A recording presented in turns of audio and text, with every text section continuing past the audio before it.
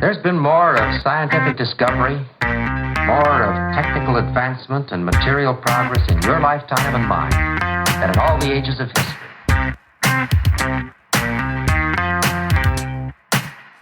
Hi there, welcome to episode 635 of Recruiting Future with me, Matt Alder. We're living in a time of unprecedented disruption in talent acquisition. Exponential advances in AI, shifting attitudes to work, the ever-shrinking lifespan of skills, ageing populations, and global workforce accessibility are all converging to create a revolutionary moment in our industry. Any one of these factors would be transformative on its own, but together they demand a completely new approach to how we attract, hire, and retain talent. TA leaders know that getting their transformation strategies right is absolutely crucial. It's not just about filling jobs, it's about aligning with long-term business goals and staying ahead of the curve. But with change happening so rapidly, simply reacting to it isn't enough. It's critical to anticipate what's next and ensure your strategies remain relevant and effective in this fast evolving landscape. There's a unique opportunity here to actively shape the future of talent acquisition. So, how can you get the strategic foresight you need to plan for such an uncertain future? Earlier in the summer, I spoke about the tools and mindset required at RecFest UK. This episode is an audio recording of that presentation. In the recording, I refer to several podcast episodes that are excellent resources for future-focused TA thinking. You can get links to these episodes and a copy of my presentation slides by going to mattalder.me/future. That's mattalder.me/future. Embrace the revolution. How is AI going to radically change TA teams? So I'm going to talk about this for the next half an hour, but let's start with a little quiz. So here's the quote. It's quite a famous quote. Does anyone know who said this? The best way to predict the future is to invent it. Any ideas? Steve Jobs? We've got Steve Jobs over there. Any advance on Steve Jobs?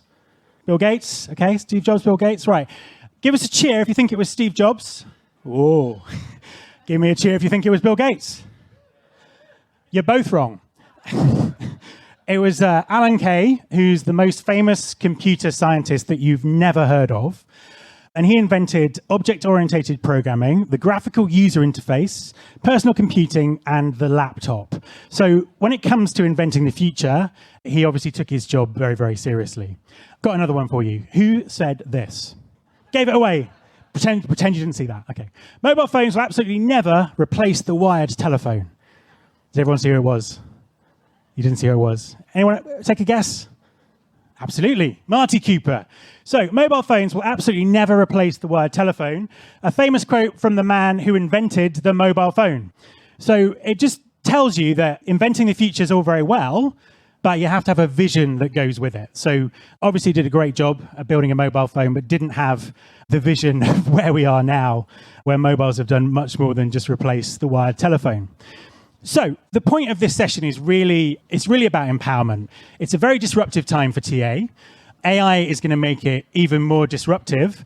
And I just want to kind of talk you through how we think about the future and how you can take control of what talent acquisition is going to look like in your business, taking into account everything that's going on with AI.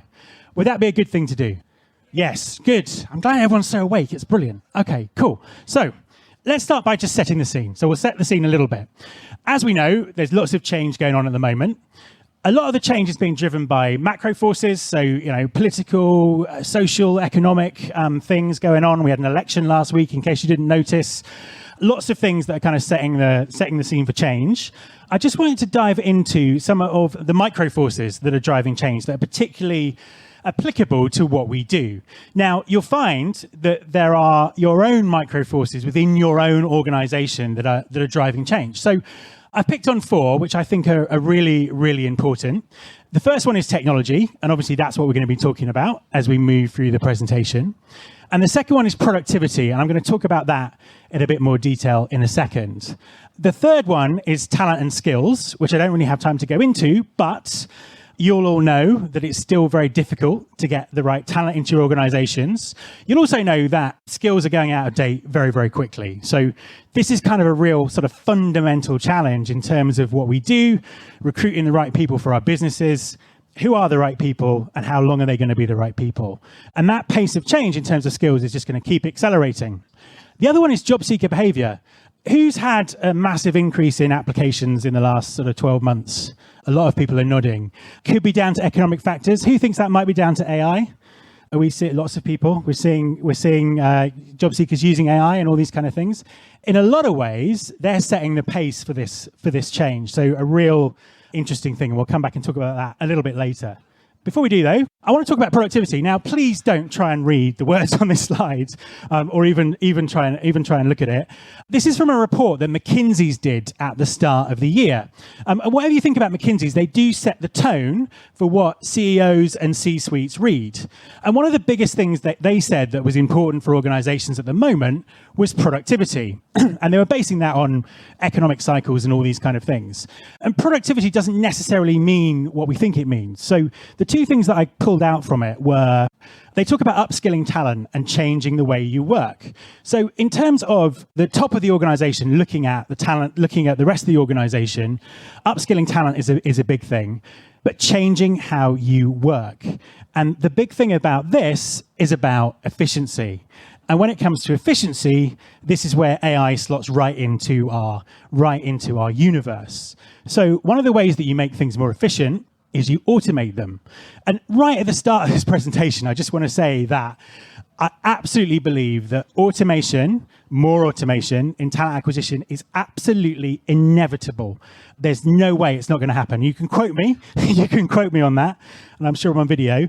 Automation has been creeping into our lives for many, many years now. If you go to McDonald's, it's automated. Everything is automated.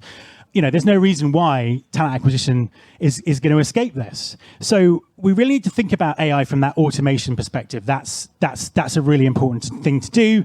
And that obviously ties into this corporate message of productivity and efficiency. Now, when it comes to automation, I think the most scary thing for me is we're not necessarily in control of the automation that happens in what we do. What do I mean by that? So this is an episode of my podcast. At the end, a couple of months ago, I spoke to the chief people officer at UiPath. Now, if you've not come across UiPath before, it's a robotic process automation organization. So they build platforms that automate processes throughout organizations.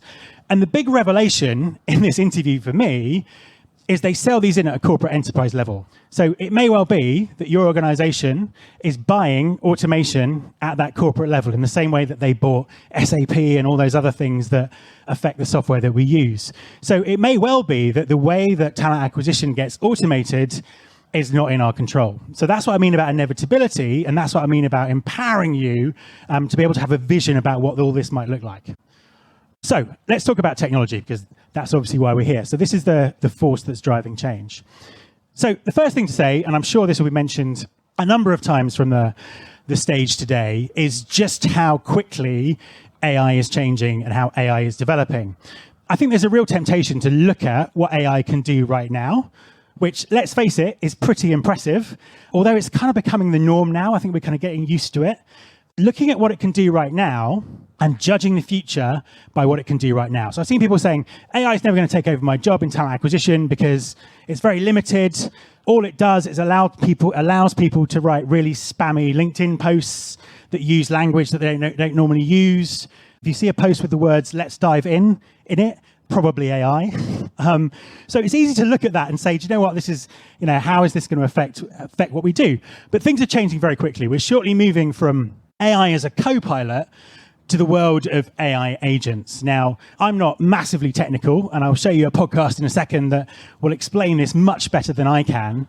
But really, the idea with AI agents is they go and talk to other AI to do things and actually do tasks for us and make things happen. And this is where the real interesting bit comes around automation and what goes on. So I'm not making this up. AI agents working together are called swarms. I don't know who comes up with this terminology, but they certainly didn't do it to make it sound user-friendly. So autonomous AI swarms are coming to an office near you, and basically that's lots of AI agents kind of working together, asking each other questions and doing tasks. So there's kind of two use cases here. There's ask use cases, where you ask the AI something and it goes and finds the information. So it might go and talk to lots of different systems to find the information that you need. But then there are do use cases where the AI is actually doing tasks. So it's kind of semi-automated, semi-intelligent. It's going around, it's looking at things, it's talking to other systems, and it's actually doing the doing. It's kind of a bit difficult to understand, perhaps at a contextual level, but this is already here. So over the last sort of 6 weeks or so, I've done a huge amount of demos with startups who are trying to come into the TA space from an AI perspective. And there was just so many interesting ideas and so many interesting things that are happening. So I picked this company. I don't recommend this company. I don't know anything about them or whether their technology works. But the way they describe what they do and some of the demo that I've seen is absolutely fascinating. So this is a voice-driven agent. What it basically does is it auto-dials up people and interviews them. So it will take things out of an ATS and it will make a phone call and it will phone that person for a phone screening and it will say, "Hi, I'm an AI," up front, so it's not trying to pretend. They can match its accent to where that person's from. They can also digitally clone another person's voice. So it sounds really effective. They were going to digitally clone my voice for a demo, but we didn't have time to do it. But basically, it can decide the accent it uses based on where that person's based if you want it to. It then does a phone screening, fairly standard. Obviously, lots of companies in the field who are doing kind of automated screenings in one way or the other. But then it decides whether that person's passed that screening or not. And if they have, it then goes into the next level straight away. Or it asks them, "Have you got time to ask more questions?" Or "Can we book a time to do a second part of this interview?" Or "Would you like to switch over to WhatsApp so we can just type these kind of things?" So it's making those decisions, and then it's coming back to the recruitment team with a short list of candidates who've already been through 2 levels of screening. And it's using AI agents to do that. It's automated decision making. Now, for many of you, that might sound like absolute recruiting dystopia, that robots are phoning up and doing these kind of things. But it's already happening. This particular company, they're using it for nurses, for lots of other things. And I think if anything that you hear today about AI makes you really cross and makes you think TA is never going to be the same if that happens, the onus is on us to craft the way that we want TA to be in this AI-driven world, rather than sitting back and just letting it happen to us. And I think there is a tremendous window of opportunity to do that right now, and that opportunity might not be here this time next year. So really, that's my core message for today. It's all about kind of empowering yourself to really shape the future of TA within your business before a robot comes along and does it for you. I think that's the key thing. Okay, so if you want to know more about AI agents from someone who really understands them rather than my garbled morning explanation, I would recommend this podcast. This guy's called Jack Houghton. He's the founder of Mindset AI, which is a AI company that works predominantly in the HR space, not the TA space, the HR space. And this is a great chat all about the future of AI, swarms of robots and all these kind of things. So definitely check that out if you want to know more. So let's talk about the future. What's the future going to look like? Can we predict the future? Can we control the future? All big questions. When people talk about AI and talent acquisition, there's a small minority in each group, but there's 2 really polarized views. So over here, you've got, and I'm sure there'll be people that you'll hear from today saying this, there's going to be no more talent acquisition. This time next year, this field will be empty. Talent acquisition is over. We're all being replaced by semi-automated swarming robots. I'm sure we all know someone like that. And at the other end, you've got people going, "Do you know what? It's not going to change. It's not going to change. It might help me with my job descriptions, but fundamentally, nothing's going to change.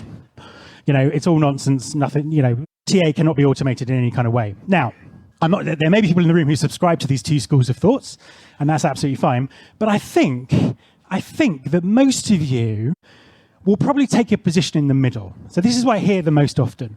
People say, "Well, no, actually, AI is going to be this co-pilot. It's going to help us with repetitive tasks. It's going to take all the boring bits out of my job. It's going to leave the interesting bits. Recruitment is a very human-driven activity. The robots can't come and take it. So this kind of AI as co-pilot is a real narrative that people talk about all the time. And what's that going to look like? Now, my challenge to you is what happens if the future looks a bit more like this? So what if we land closer to the no more TA bit? Are we prepared? Are we thinking about it? Are we shaping what that might look like? Because I think that is very, very possible that that's what's going to happen.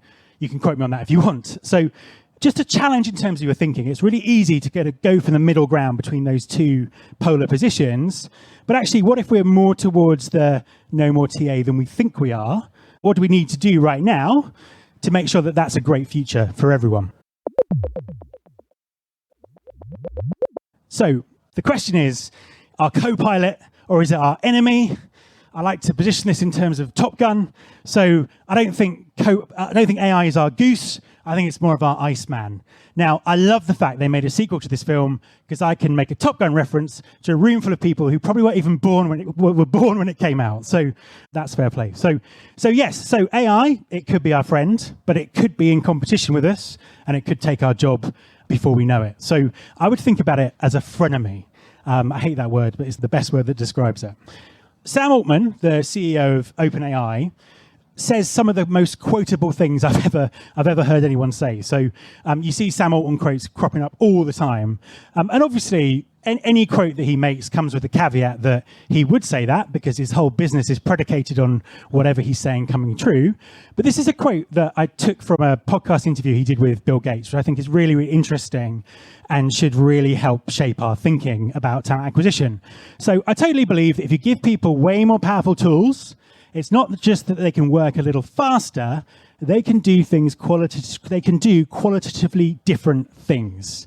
So I think AI and TA isn't about automating repetitive tasks and allowing us to do what we already do faster. It's about empowering us to do something completely different and something that addresses those issues around talent and skills and productivity and all those kind of things. So it's quite a big revolution, potentially. Okay, so how do we know this? How can we predict the future? And I think this is a difficult thing. And I think it's a difficult thing about doing a presentation like this. I would love to be here talking about the TA team of the future, giving you org charts and career paths in terms of how it might look. But the future's uncertain. We don't really know what's going to happen in AI in the next 5 weeks, let alone the next 5 years. So that puts us in a really difficult position in terms of planning for the future of our careers, planning for the future of our teams. So this is a methodology. A lot of these slides are from a course that I've built that go into this in a lot more detail. But just to give you a scope of it at the moment. So future casting. How can we predict what's going to happen? How can we empower ourselves to shape the future? So there's 6 elements to doing this in terms of helping you shape that future. So the first one is analyzing the forces that are driving change, which we talked a little bit about at the beginning. What is it that's driving this? What's really driving this change? It's not just technology. It's demographics. It's all kinds of different things. So what's driving the change? Or what's driving the change in my organization? Where's my organization wanting to be in 5 years' time? And how do I help do that? Focusing on things that are very likely to happen. So although the future is unpredictable, there are things that we know are going to be possible. Hopefully, the sun will come up tomorrow as a very low bar. But there are things that are very likely that are going to happen. It's important to kind of distinguish those. Identifying the trends that matter. This is the really difficult one. Out of everything that everyone's talking about today, what's a fad, what's a trend, what's really going to make the difference in terms of what we do? So that's a kind of a challenging one. One of the ways to do that is to learn from adjacent areas. So if you look within the enterprise, you'll see that finance, marketing, all these other areas are probably further along the AI journey than we are in terms of what we do. So even within your own organization, you can see what's happening and kind of learn those lessons. And also, if you look at other industries outside, that's also the case. So learning from adjacent areas is a really important thing to do. Study historical patterns. History is difficult because it doesn't always repeat itself. So sometimes you can look at what's happened in the past and think that it might be a good indication of what's going to happen in the future, and that's not the case. So, classic example, England always get knocked out in the quarterfinal on penalties. And suddenly they've turned into this penalty-taking psychological machine. So, history not the thing there. The thing about history is a lot of things do repeat themselves because the human brain doesn't change. So the human brain has evolved over millions and millions of years. And if you take a look at anthropology, it's a really interesting discipline to kind of understand that. So there are things that humans do which they will always do. And I think that's a kind of a key part of understanding what we can learn from history. So, think of the fundamentals of human behavior that are wired into a brain that takes millions of years to evolve. And one of the problems we have with modern life is our brains are not evolved for the kind of the fast, crazy pace of everything that happens at the moment. So from that perspective, those things stay the same. However, a lot of other things do change. So always the caveat when looking at history. And then the last one is to consider uncertainties and complications. So as a vaguely famous American once said, the unknown unknowns. So, what is it that might happen that could throw us off course? So we had this thing called the pandemic. That was certainly something that we weren't expecting. So these things happen all the time. So these uncertainties, these unknowns, and, being agile and planning for that is a key part of it. Now, the other thing, and I think this is really interesting, is our cognitive bias towards how we look to the future and how we judge things. And I see these happening all the time when people are talking about AI. So be very, very aware of the bias that your brain is automatically bringing to things. So just to run through these really quickly, confirmation bias, only considering information that confirms your beliefs. Are you doing that? Hindsight bias, seeing past events as being more predictable than they actually were. That's the whole patterns in history thing again. Anchoring bias, being over-influenced by first impressions. And I think that Copilot thing is a classic case of anchoring bias. It's like the first people came out talking about AI, they started talking about AI being a Copilot. And then we kind of all picked up on that because that was the first thing that we heard. And it sounds good. It confirms everything I believe. So that's another one. Optimism bias. I hate this one because I love being optimistic, but overestimating the positive while underestimating the negative. And unfortunately, all humans do that. And then perhaps the big one for our sector, status quo bias, not the band, reflecting the desire to keep things as they are. And I think all of us perhaps suffer a little bit from that. So when you're thinking about the future of your team, when you're looking at AI, when you're assessing the software that people are trying to sell you, just think about what biases your brain is bringing to it. So taking all that into account, I went through that whole process and I built a couple of scenarios that describe where we might get to. Now, the first one is recruiting nirvana. Again, not the band. And in recruiting nirvana, I think, and I'm being optimistic here, I think that we have the ability to make recruiting absolutely amazing. Fix all the problems, get people the jobs they deserve at the time they need them, furnish them with the skills that they need. I really think that is a positive vision for what we do. And I think that everything's happening at the moment in terms of technology makes that really achievable. So, this to me is the vision in terms of where we're going. So, just a few points from recruiting nirvana. Employers can accurately forecast the skills they need and have them available just at the right time in their business. The candidate experience is super personalized, even if it's driven by robots. Technology streamlines the process, and we still have that critical human in the loop, that critical human touch, to persuade people to join our business. So, this is a vision that I can absolutely buy into. If we're not careful, though, we could end up in scenario 2, which is recruiting dystopia. So, AI with unchallenged biases, selecting people. Automation actually means things become incredibly unpersonal, robotic candidate experiences that are dreadful. Because AI is available to create marketing content, everyone's recruitment marketing just looks the same, and it's impossible to stand out as an employer. And recruiting is seen as a transactional activity that's best left to the robots. So this could happen. And unless you buy into this, some of you might, unless you buy into this, then we need to put our positive vision forward to get TA to where we want it to be. Because, I think this is a strong possibility, or elements of it are a strong possibility. So what happens to talent acquisition? This is the key question. Is TA expired or is TA hired? What do we know? What do we know from everything that we've done in terms of looking at the future, this exercise that I've been through?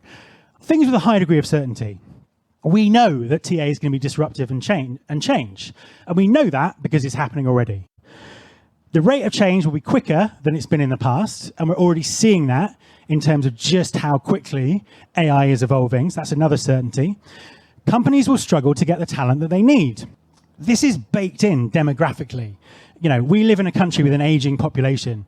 If you live in Scotland, like I do, the population is even more aging. Parts of Southern Europe, it's worse. The US is an aging population. So, getting talent is always going to be tricky. And also, when we do have talent, skills change so quickly now. How do we have the right people? So companies are always going to struggle to get the talent that they need. I think that's a certainty. AI will revolutionize productivity and efficiency. Again, I think we can be pretty certain about that. I use AI for bits of my job, and it certainly makes me more efficient. Apart from when I'm going down rabbit holes of things that don't. And I think the other thing as well, which is a really interesting point, is about silos in the talent function need to disappear. So I'm seeing this already from quite a few organizations that I'm talking to, where talent acquisition and talent management are working closer together. I was talking to Matt just before we came on stage about a company where they parachuted a general manager in to run the whole of talent, and he looked at it very holistically in terms of what skills do we need when. So I think that we'll see that kind of breaking down of silos in HR in talent, and companies will have a much more holistic approach. I certainly hope so, but I'm seeing that happening already. So what don't we know? Well, we don't know the exact speed of change. Anyone who can remember back 18 months or so when these large language models first came on the market, my social media timelines were full of people telling me that there will be no jobs for anyone in the entire world by last summer. That obviously didn't happen. So sometimes, how quickly are things really going to change when this great technology hits reality? How quickly does it shift forward? So I think that's an uncertain. The exact rate of adoption, how quickly are companies going to want to adopt this? How quickly before they have empirical proof that if they don't, they're losing out to their competition? How quickly does that happen? So we don't know. The other one is the impact of legislation. So the EU AI Act is due to come on stream shortly, and recruiting in HR is seen as high-risk activities in terms of that. The UK's approach to legislation around AI has been quite interesting to date in terms of waiting to see what Europe do, then doing the opposite. However, that might change now that we have a different government. So, impact of legislation, a big thing. The level of TA influence on corporate strategy. I'm hoping that some of the things I'm going to talk about in a minute, are really going to help empower you to have that influence within that organization, but that's sometimes uncertain. And also the precise scope of AI's capabilities more than 6 months to 1 year out. So I think we can see what's coming down the pipe, kind of, in 6 months, unless there's some interesting surprises. But what's this technology going to be able to do in a year's time? I really don't know. So, they're the uncertainties that we're dealing with. So what about future roles for TA? So as you've seen, it's just a very uncertain picture in terms of how it evolves. And I would love to give you job titles and org charts and career plans and all those kind of things. But it's very difficult. And I think we just need to look at what are the themes that run through all of the things that we've been talking about. So, the way that talent's changing, the way that skills are changing, the way that AI is driving things forward. So I've just picked out a few areas that I think could be interesting. The first one is experience design. If you're automating things, we want to give people a great experience. And to do that, you need to design that experience. You need to understand behavioral science. You need to understand how you can use automation in a way that makes things better. And that's a skill that I don't think we currently have in our industry, and it's one that we desperately need. So rather than sort of trying to fight back the swarm of robots, why don't we spend our time working out how we can use them to make what we do better? So I think that's a big thing. Technology and operations, obviously technology is a huge part of this. I think we're already seeing huge confusion in the vendor market about tech stacks and what's an ATS and what isn't an ATS and who's launching an ATS and what goes on. So very confusing in terms of technology. So skills are needed there. Marketing, how do you differentiate yourself when everyone has access to the same tools? I think that's a really interesting part to it. Data and analytics, obviously. And then talent strategy. I think that whole thing about looking holistically, within a business. I wrote a book a couple of years ago with my good friend Mervyn Dinnan, who's not here today for a change. And we talked about total talent thinking, which is about a company just looking at talent completely across their business in terms of the skills they need and being agnostic about where those skills come from. So I think that's a really interesting area. If you want a bit more around this TA team in the future, I've got a great interview with Andrea here, who's done a lot of work and a lot of kind of brainstorming with TA leaders about what some of the roles might be. So it kind of reflects what I've just said, but there might be a little bit more detail in there.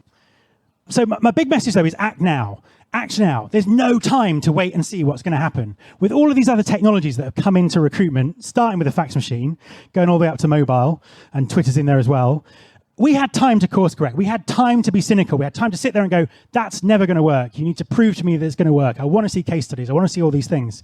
There's no time to do that now. There's no time to sit back and let AI happen to us, because if we do, we're all going to be replaced by robot auto dialers. So, that's a key thing. And the reason there's no time is that pressure from the top of the organization, because of that productivity thing that I talked about, and efficiency, and also the candidates coming up and breaking recruitment processes by using, AI to apply. There's some fundamental things that we need to think about right now. We can't just wait and see on this one. And finally, you just need the right mind. Having the right mindset is really important. So thinking strategically, that's absolutely critical. We need to behave in a very strategic way to get the vision that we want. Being open-minded about things. So just questioning everything. We've always done it this way. Why have we always done it this way? We always use CVs. Why do we use CVs at all? Just asking all of these questions, questioning the unquestionable, I think is a key part to this. Being flexible. Everything I'm saying today could be irrelevant tomorrow because something else might happen. So having that flexibility of thought and being able to change your opinion on something very quickly is essential. And then the last piece is that awareness of the cognitive biases that are in your head that may be shaping the way you make decisions or the way that you think about things. And I think despite my introduction, I'm actually going to finish on time. If you want the slides, if you want links to the podcast, you want to know about my course, just scan that code and I will send you everything you need. But other than that, thank you very much. My thanks to the team at Wreckfest for hosting me as a speaker. Remember, you can download the slides and the links to the podcast episodes mentioned by going to mattalder.me/future. That's mattalder.me/future. Thanks very much for listening. I'll be back next time, and I hope you'll join me.